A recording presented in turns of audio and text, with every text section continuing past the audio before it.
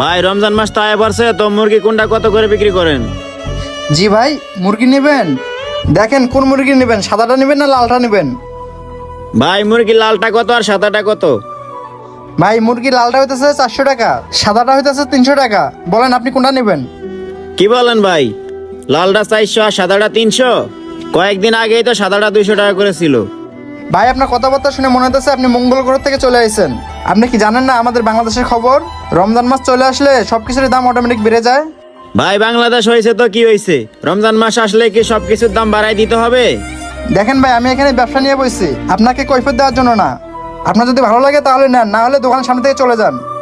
ভাই কাস্টমারদের সাথে এরকম ব্যবহার করতেছেন কেন? আচ্ছা বাদ দেন, আমাকে ছোট থেকে সাদা একটা মুরগি দেন। আচ্ছা খারান, দিতাছি। কিছু কাস্টমারের কথা শুনে মাথা পুরাই গরম হয়ে যায়। ছোট মুরগি চাইলো, ছোট মুরগি তো পাইতেছে না, সবই তো বড় লাগতেছে। এটা উঠিয়ে মাপ দিয়ে দেখি কত টাকা হয়। দেখি তো কট্টুক হয়েছে, 2 কেজি হয়েছে। ভাই এই যে আপনার মুরগি 2 কেজি হয়েছে, আর ছোট মুরগি নেই, আর আপনার দাম আসে 600 টাকা। আরে ভাই কি সব বলতেছেন, এই ছোট একটা মুরগির দাম 600 টাকা হয়ে গেছে? আরে ভাই আপনি মিটারে দেখলেন না 2 কেজি হয়েছে? 2 কেজির দাম তো 600 টাকা হয়, আমি আপনার কাছে বেশি চাবো কেন? ভাই 600 টাকা দিয়ে যদি সাদা মুরগি কিনে খেতে হয় তাহলে আমরা গরিবরা কি করব ভাই?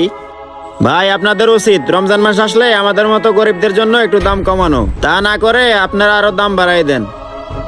আরে ভাই আমি আপনাকে একটা কথা কয়বার বলবো? আপনাকে বললাম না বাংলাদেশে এটা রমজান মাস আসলে আমাদের বাংলাদেশে সবকিছুরই দাম অটো বেড়ে যায়। ভাই আপনাকে কি বলবো, আসছিলাম গরু গোস কেনার জন্য, গরু গোস কেনার সামর্থ্য নাই দেখে আসছি মুরগি কেনার জন্য। মুরগি কিনতে এসে দেখিও একটা মুরগিতে 600 টাকা বিল এসে যায়। থাক ভাই, আমার মুরগি লাগবে না, আপনার মুরগি আপনি রেখে দেন। আরে ভাই আপনাকে দেখতেছে তো আপনি একটা ফাউল লোক। আপনি মুরগি নেবেন না, আমাকে দিয়ে এতক্ষণ মাপালেন কেন? ভাই আগে জানলে তো আর মুরগি নিতে আসতাম না, ভাবছিলাম মুরগির দাম যদি একটু কম হয় এজন্য মুরগি নিতে আসছি। যেই দাম আসতেছে এই দামে আমার পক্ষে মুরগি নেওয়া সম্ভব না। আর এখন তো দেখতেছি গরু গোস্ত দূরের কথা, মুরগিটাও আমার কপালে নাই। থাক, আমার মুরগি লাগবে না, আমি যাই।